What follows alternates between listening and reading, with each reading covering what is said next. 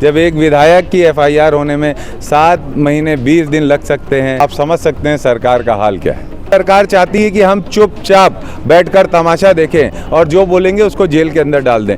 क्या है, मुख्यमंत्री की उनके विभागों में नहीं चलती, बोलते हैं फाइनेंस मिनिस्टर चलाते हैं, फाइनेंस मिनिस्टर बोलते हैं गृह मंत्री चलाते हैं। नमस्कार, छत्तीसगढ़ का सबसे बड़ा डिजिटल प्लेटफॉर्म छत्तर तक में आपका स्वागत है। मैं रघुनंदन पंडा। छत्तीसगढ़ के एक युवा विधायक हैं देवेंद्र यादव। आज वो दुर्ग जिले के बिलाई नगर थाने में आए हैं अपना बयान देने, क्योंकि 2023 के विधानसभा चुनाव में कुछ ऐसा उनके एमएमएस वायरल विरोधी पार्टियों ने किया कि उन्हें बहुत ख़राब लगा, क्योंकि उनके मान सम्मान की बात थी। चुनाव का समय था, चुनाव जीतना बहुत बड़ी बात होती है और उन्होंने चुनाव जीत के बताया। बिलाई की जनता ने एक युवा विधायक को फिर चुना और दूसरे बार चुना और राज्य के कद्दावर नेता प्रेम प्रकाश पांडे को हराकर फिर वो विधानसभा का चुनाव जीते 2023 का। आज हमारे साथ देवेंद्र यादव हैं जो थाने में अपना बयान दर्ज कराने आए थे। उनसे बात करते हैं। बयान में क्या क्या? बयान में मैंने पुलिस प्रशासन को ये बताया कि हर तरह की जांच के लिए हम लोग तैयार हैं, और मैंने बयान में ये बताया कि उस पर मुझे जांच में मेरा जो सहयोग चाहिए, मतलब उनको मेरी वीडियोग्राफी चाहिए, मेरी फ़ोटोग्राफ चाहिए, मेरा वॉइस सैंपल चाहिए, ये सब जब वो हमको बुलाएंगे तो हम उसको देने के लिए तैयार हैं, ताकि इसकी सही तरीके से फॉरेंसिक जांच हो पाए। दूसरा, हमने बयान में ये बताया कि हमने इस पूरे प्रकरण को 2/8/2023 को पहली बार पुलिस के समक्ष लाया और एफआईआर की मांग की। उसके बाद 15/11/2023 को सीबीआई जांच की मांग की, एफआईआर की मांग की प्रेस वार्ता के माध्यम से। फिर 29/1/2024 को हमने फिर से इस मामले में एफआईआर की मांग की।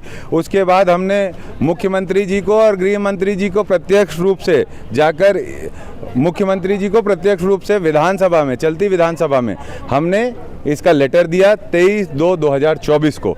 उसके बाद हमने पुनः 22/3/2024 को इस पूरे प्रकरण को फिर से एफआईआर करने के लिए दिया। लगभग 7 महीने 20 दिन बाद इस पे एफआईआर हुई और 100 दिन बाद आज मुझे इस पे बयान लेने के लिए पहली बार बुलाया गया। तो आप समझ सकते हैं न्यायालयीन प्रक्रिया का हाल क्या है। जब एक विधायक की एफआईआर होने में 7 महीने 20 दिन लग सकते हैं और उसके बयान होने में 100 दिन लग सकते हैं, तो आप समझ सकते हैं सरकार का हाल क्या है। विपक्ष के विधायक हैं, सत्ता पक्ष आप पर भारी पड़ते जा रहा है।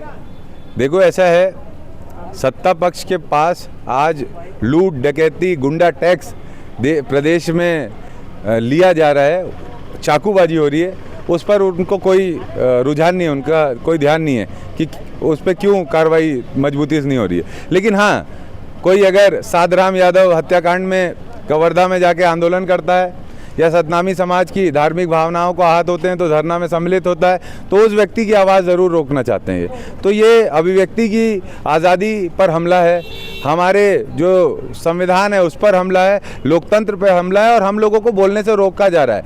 ये सरकार चाहती है कि हम चुपचाप बैठकर तमाशा देखें और जो बोलेंगे उसको जेल के अंदर डाल दें। तो हम डरते नहीं हैं, जो करना चाहें गृह मंत्री जी कर सकते हैं, उनकी सरकार है। कानून व्यवस्था छत्तीसगढ़ में छिन्न बन होते जा रही है। गृह मंत्री जी क्या परेशानी में है? मेरा ये कहना है सरकार चलाई नहीं जा रही है।